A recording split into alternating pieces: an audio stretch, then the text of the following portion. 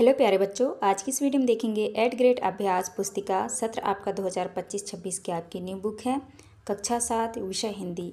तो प्यारे बच्चों, आपको जो है इस वीडियो में लास्ट तक बने रहना है, जिससे कि आपको सभी प्रश्नों के जो है संपूर्ण सॉल्यूशन आपको मिल सके। तो यहाँ पे देख लीजिए, दिया हुआ है आपका अनुकरणिका कक्षा 7 की हिंदी के जो है सारे पाठों के यहाँ पे नाम दिया हुआ है। तो आज की इस वीडियो में देखेंगे पाठ 1 से लेके पाठ 5 तक के जो है संपूर्ण सॉल्यूशन आज की एक ही वीडियो में हम देखेंगे। तो चलिए शुरू करते हैं। देखिए, पहला पाठ आता है आपका मेरी भावना। क्वेश्चन की ओर चलते हैं। देखिए, पहला क्वेश्चन आता है आपका बहुविकल्पी टाइप प्रश्न। क्वेश्चन नंबर पहले में दिया है प्रार्थना कविता के आधार पर हृदय में कौन सा भाव होना चाहिए। देखिए, ऑप्शन नंबर पहले में दिया है प्रेम, दूसरे ऑप्शन में दिया है द्रोह और तीसरे ऑप्शन में दिया है कृतज्ञता और चौथे ऑप्शन में दिया है क्रोध। तो हृदय में कौन सा भाव होना चाहिए? तो आपका राइट आंसर हो जाएगा ए नंबर, प्रेम की भाव होना चाहिए। तो आप इस तरह आंसर करेंगे। इसके बाद आपका नेक्स्ट आता है क्वेश्चन नंबर दूसरा। क्वेश्चन नंबर दूसरा में है कविता में सौंदर्य उत्पन्न करते हैं। तो देखिए, कविता में सौंदर्य कौन उत्पन्न करता है? ऑप्शन नंबर पहले में दिया है समास, कारक, अलंकार या संधि। तो आपको राइट आंसर लगा देना है। आपको राइट आंसर लगा देना है सी नंबर, अलंकार। तो आप इस तरह से आंसर कर लीजिएगा। इसके बाद नेक्स्ट आता है आपका प्रश्न क्रमांक 3 में है दूसरों की उन्नति को देखकर किसका भाव नहीं आना चाहिए। तो आपका जो उत्तर है डी नंबर रहेगा, ईर्ष्या। ईर्ष्या का भाव नहीं आना चाहिए। इसके बाद आता है आपका चौथा में है बुरे रास्ते पर चलने वालों के प्रति कवि के मन में आने वाला भाव है। तो उत्तर हो जाएगा आपका डी नंबर, साम्य भाव। 5 में है जाना क्रिया का भूतकाल है। तो उत्तर हो जाएगा बी नंबर, गया। इसके बाद नेक्स्ट आता है आपका नीचे दिए गए शब्दों में से उचित शब्द चुनकर रिक्त स्थानों की पूर्ति कीजिए। तो यहाँ पे आपको खाली स्थान भरना है। तो देख लीजिए, पहला 6वें में है किसी के दोषों को देखने के स्थान पर हमें शाम का भाव रखना चाहिए। तो यहाँ पे आपको शाम में लिखना है और यहाँ पे न्याय मार्ग भरना है आपको। और 8वां में आपको करुणा भरना है, 9 में आपको अनुप्रास और 10 में आपको भविष्यकाल। तो इस तरह से आप भर लीजिएगा। इसके बाद नेक्स्ट क्वेश्चन आता है आपका अति लघुत्तरीय प्रश्न। प्रश्न क्रमांक 11 में है काल किसे कहते हैं। तो आपको उत्तर में लिखना है क्रिया के जिस रूप में कार्य करने या होने के समय का ज्ञान होता है उसे काल कहा जाता है।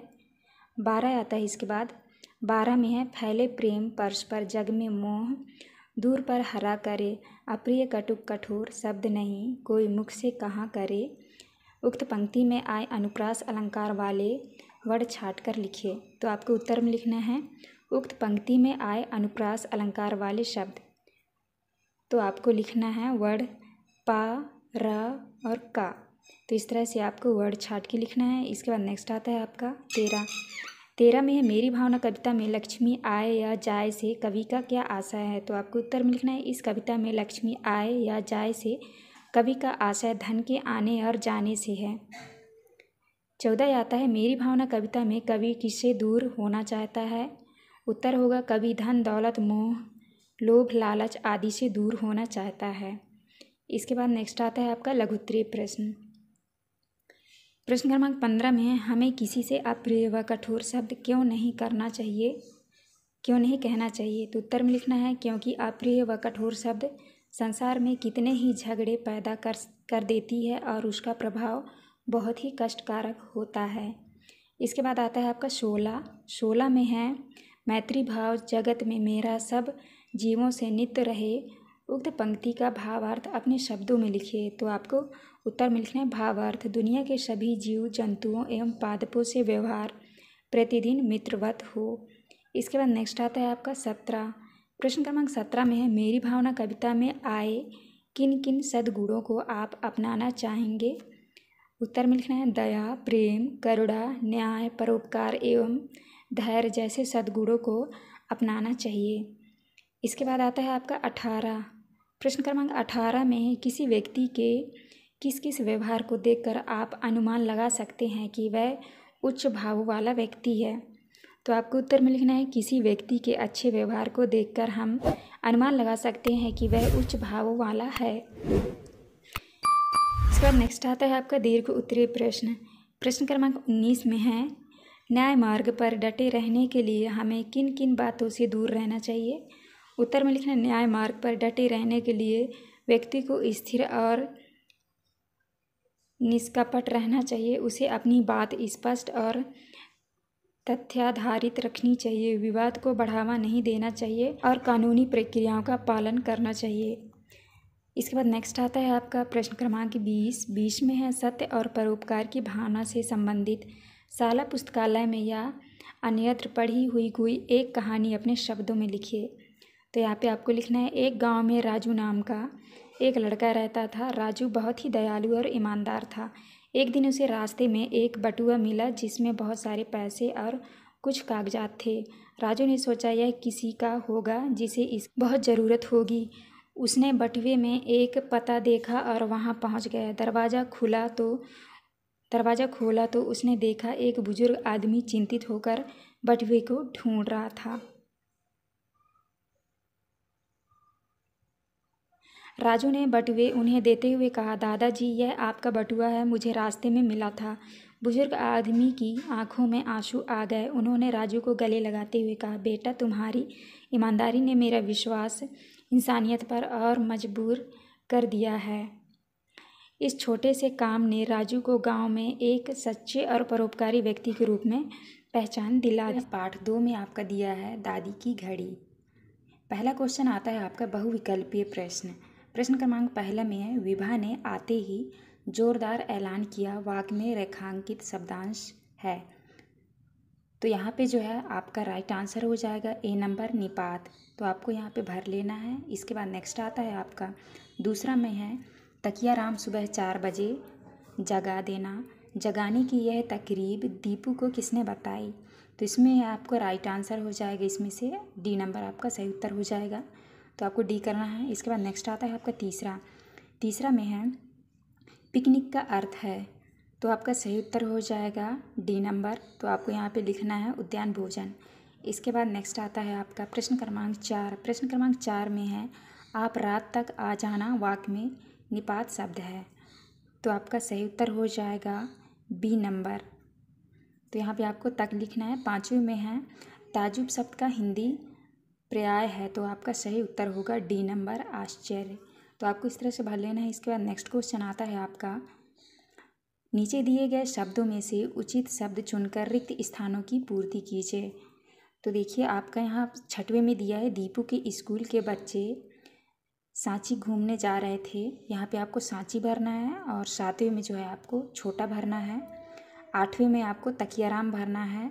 और 9वें क्वेश्चन में आपको अंग्रेजी भरना है। और 10वें में आपको कहानी भरना है। तो इस तरह से आपको भर लेना है। इसके बाद नेक्स्ट आता है आपका अति लघुत्तरीय प्रश्न।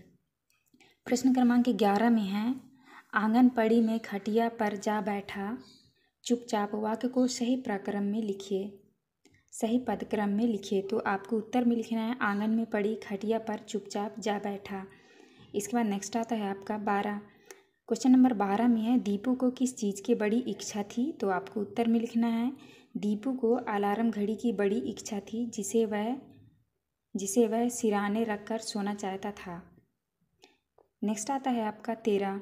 प्रश्न क्रमांक 13 में है, दीपू के दोस्त उससे ईर्ष्या क्यों करते थे। तो आपको उत्तर में लिखना है, दीपू के दोस्त उससे ईर्ष्या इसलिए करते हैं क्योंकि वह पूरे घर में सबका लाडला है, पर उसे इस बात की जरा भी खुशी नहीं थी।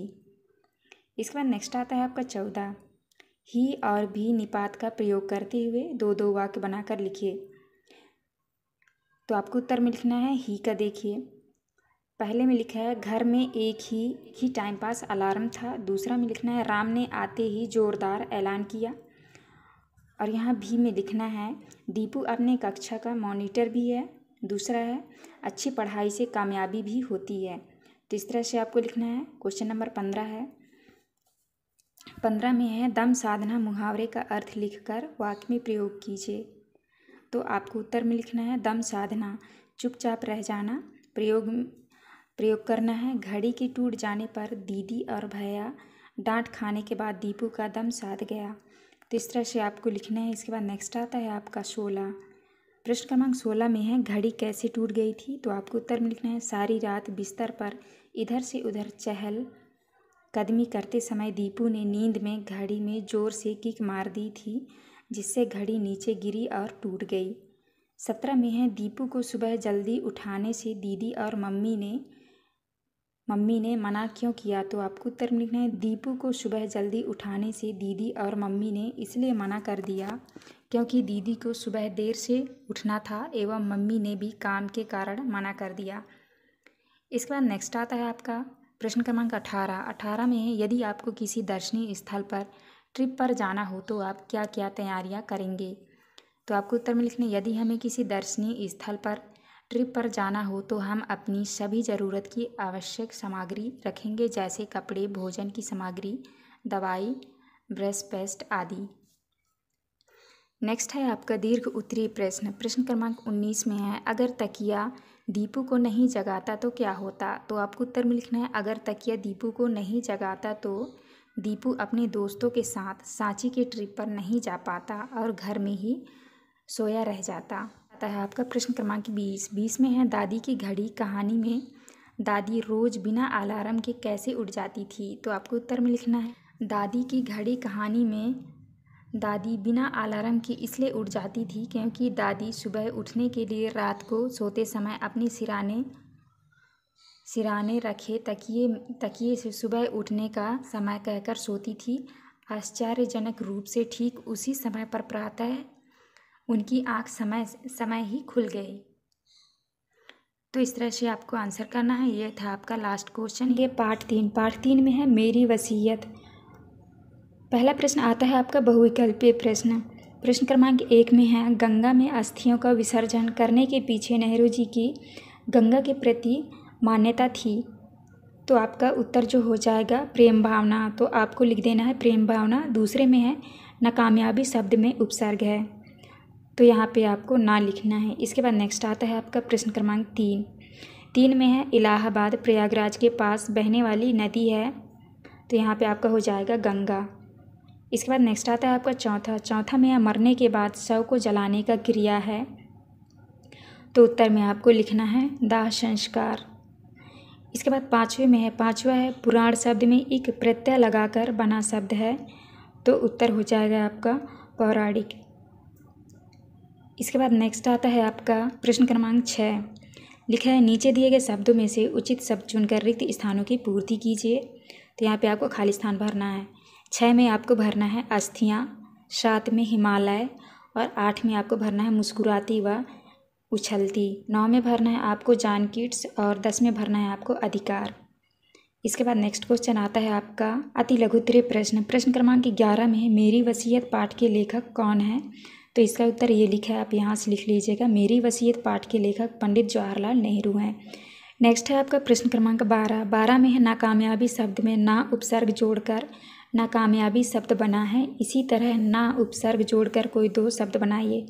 तो आपको लिखना है ना समझ, ना प्लस समझ। तो इस तरह से आपको लिखना है। यहाँ पे लिखा है नाजायज़, नाजायज़ का हो जाएगा ना प्लस जायज़। तो इस तरह से आप बना लीजिएगा। इसके बाद नेक्स्ट आता है, नेक्स्ट है आपका प्रश्न क्रमांक 13 में है किसके बदले में कुछ भी दे पाना मुमकिन नहीं है, पाठ के आधार पर बताइए। तो आपको उत्तर में लिखना है पाठ के आधार पर प्रेम के बदले कुछ भी दे पाना मुमकिन नहीं है। इसके बाद 14 आता है। 14 में है फ़क्र और दरख्वास्त शब्द का किन्हीं हिंदी रूप बताते हुए वाक्यों में प्रयोग कीजिए। तो आपको उत्तर में लिखना है, लिखा है फ़क्र गर्व या अभिमान। वाक्य में लिखना है, वाक्य में प्रयोग करना है मुझे अपने देश की उपलब्धियों पर फ़क्र है। और दूसरा दिया है आपका यहाँ दरख्वास्त। दरख्वास्त का मतलब है अनुरोध या आवेदन। वाक्य में प्रयोग करना है किसान ने सिंचाई के लिए पानी की दरख्वास्त की। इसके बाद नेक्स्ट आता है, नेक्स्ट है आपका लघुत्तरीय प्रश्न। प्रश्न क्रमांक 15 में है नेहरू जी ने अपनी अस्थियों के विषय में क्या भावना प्रकट की।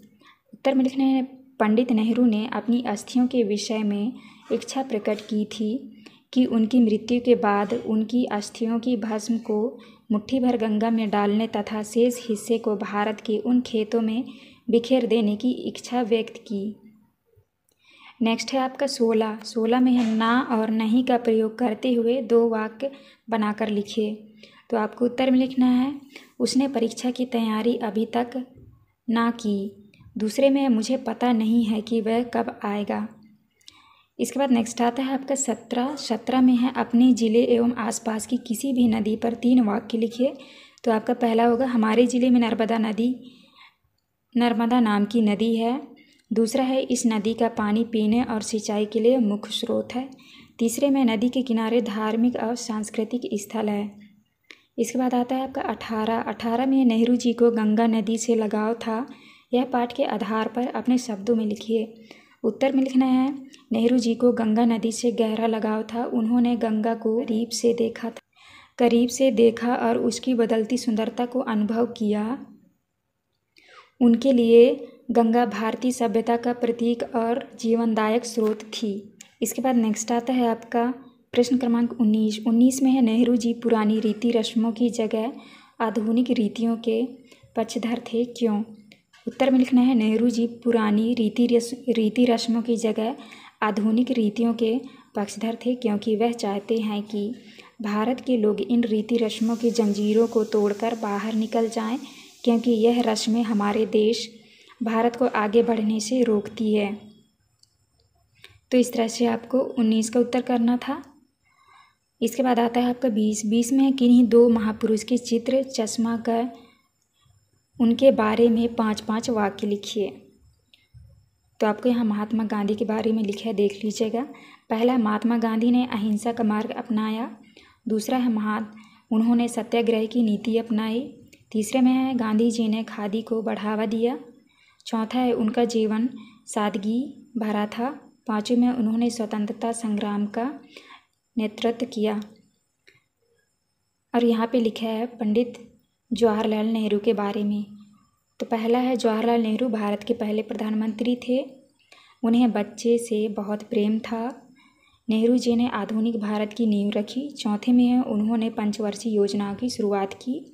पाँचवें में नेहरू जी को चाचा नेहरू के नाम से जाना जाता है। तो इस तरह से आपको कर लेना है। इसके बाद आता है आपका पाठ 4 में है 2 कविताएं। पहला प्रश्न आता है आपका धीम धीम धा धमक धमक पंक्ति में अलंकार है। तो आपका उत्तर हो जाएगा अनुप्रास अलंकार। दूसरे में है फूले कदम कविता में कवि का मन किसे छूना चाहता है। तो उत्तर हो जाएगा आपका कदम को। इसके बाद नेक्स्ट आता है आपका तीसरा में है मेघ बजे शब्द से आशय है। तो आपको उत्तर में लिखना है बादल गरजे। इसके बाद आता है आपका चौथा में है कदम के फूल के आकार की समानता है। तो आपको उत्तर में लिखना है गेंद से। 5 में है उपसर्ग के प्रयोग से बना शब्द है। तो आपको उत्तर में लिखना है डी नंबर अभिनंदन। इसके बाद नेक्स्ट आता है आपका रिक्त स्थानों वाले क्वेश्चन। प्रश्न क्रमांक 6 में जो है आपको भरना है मेघ बजे कविता में वर्षा ऋतु का वर्णन है। यहाँ पे आपको श्रवण भरना है, यहाँ पे आपको किसान, यहाँ पे आपको दहाड़ भरना है और 10 में आपको लालची।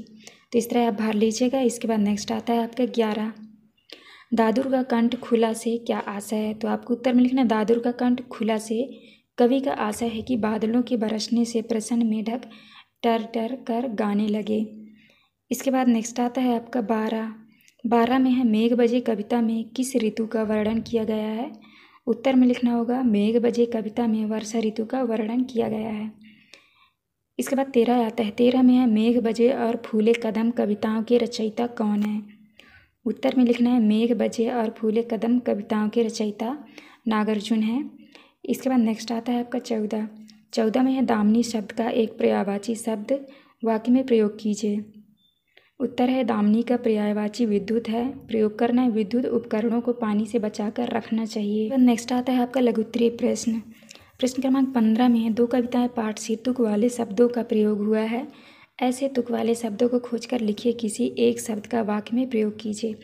उत्तर में लिखना है चंदन नंदन बरस तरस चमक धमक रीता बीता वाक्य में प्रयोग करना है। जब पिताजी को उनके बेटे विवेक ने परीक्षा में फेल होने की खबर सुनाई तब पिताजी उस पर बरस पड़े।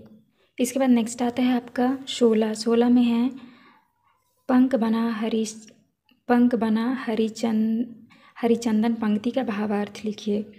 तो आपको लिखना है पंख बना हरिचंदन से आशय, वर्षा के कारण उत्पन्न हुई धरती की कीचड़ भी हरिचंदन के समान हो गई है। इसके बाद नेक्स्ट आता है आपका प्रश्न क्रमांक 17 में है बादल का कोप नहीं रीता पंक्ति का क्या आशय है। उत्तर में लिखना है कवि कहता है कि बादल का कोप रीता नहीं है, यानी वह है लगातार बहुत समय से बरस रहा है, लेकिन पपीहे की प्यास अभी भी नहीं बुझ रही। इसके बाद नेक्स्ट है 18 में है ग्रीष्म ऋतु में प्रकृति में क्या क्या परिवर्तन होते हैं, अपने शब्दों में लिखिए। उत्तर में लिखना है ग्रीष्म ऋतु में धरती सूख जाती है, हरियाली खत्म हो जाती है, जल की कमी होती है और गर्मी का अनुभव होता है। नेक्स्ट आता है आपका प्रश्न क्रमांक 19 में है मेघ बजे कविता में वर्षा के किन किन रूपों का वर्णन किया गया है। आपको उत्तर में लिखना है मेघ बजे कविता में वर्षा के कई रूपों का वर्णन किया गया है। कवि ने मेघों के आगमन से धरती का हृदय धड़कने और पेड़ पौधों के झूमने का वर्णन किया है। इन विवरणों के माध्यम से वर्षा के प्रभाव और सौंदर्य को दर्शाया गया है। 20 में है वर्षा ऋतु का वर्णन अपने शब्दों में लिखिए। उत्तर में लिखना है वर्षा ऋतु में बारिश के कारण प्रकृति हरी भरी हो जाती है, आसमान में काले बादल छा जाते हैं, बिजली चमकती है और ठंडी हवाएं चलती है, खेतों में फसलें लहलहाने लगती है। यह मौसम गर्मी के बाद ताजगी और शांति लेकर आता है।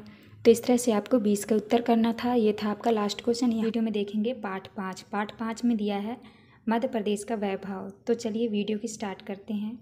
पहला क्वेश्चन आता है आपका बहुविकल्पीय प्रश्न। पहले में है जीवाश्म राष्ट्रीय उद्यान कहाँ है, तो आपका सही उत्तर हो जाएगा डी नंबर, तो आप यहाँ मंडला लिख लीजिएगा। दूसरे में है अंक शब्द का एक अर्थ है संख्या, दूसरा अर्थ है, तो आपका सही उत्तर हो जाएगा सी नंबर गोद, तो आपको लिख लेना है गोद। इसके बाद नेक्स्ट आता है आपका तीसरा में है भारत मिलाप का प्रसिद्ध स्थल है, तो इसमें आपका सही उत्तर हो जाएगा बी नंबर चित्रकूट में। इसके बाद नेक्स्ट आता है आपका चौथा में है सबे मालवा का अर्थ है, तो आपका सही उत्तर होगा सी नंबर मालवा की रात। 5वें में है अनेक पर्यटक ग्वालियर घूमने आते हैं, इस वाक्य में संयुक्त क्रिया है, तो आपका उत्तर होगा घूमने आते हैं, तो आपको लिखना है घूमने आते हैं। इसके बाद नेक्स्ट क्वेश्चन आता है आपका नेक्स्ट है आपका नीचे दिए गए शब्दों में से उचित शब्द चुनकर रिक्त स्थानों की पूर्ति कीजिए। 6वें में लिखा है सांची के स्तूप, तो यहाँ पे आपको बौद्ध भरना है, बौद्ध धर्म के स्मारक हैं। 7वें में आपको पन्ना भरना है, पन्ना हीरे की खानों के लिए प्रसिद्ध है। 8वां में है छतरपुर शहर का नाम महाराजा छत्रसाल के नाम पे रखा गया है। इसके बाद आता है आपका 9वां में जो है आपको भरना है 2028। 10वें आपको भरना है अधिकतम, तो इस तरह से आपको भर लेना है। इसके बाद नेक्स्ट क्वेश्चन आता है आपका अति लघुत्तरीय प्रश्न क्रमांक 11 में है पाठ के अनुसार मोक्षदायिनी नदी किसे कहा गया है, तो आपको उत्तर में लिखना है पाठ के अनुसार मोक्षदायिनी नदी नर्मदा नदी को कहा गया है। इसके बाद आता है आपका प्रश्न क्रमांक 12 में है निम्नलिखित में से लोकगीत और लोक नाट्य पहचान कर लिखिए। दादरा, माच, भजन, ढोला मास, स्वांग, ठुमरी, तो आपको जो है छाँट के लिखना है। लोकगीत में लिखना है आपको दादरा, भजन, ठुमरी, और लोक नाट्य में लिखना है माच, ढोला मास, स्वांग। नेक्स्ट है आपका 13 में है सोहन खेलता है और मुनिया पढ़ती है, वाक्य में इसी क्रिया शब्दों को छाट कर लिखिए।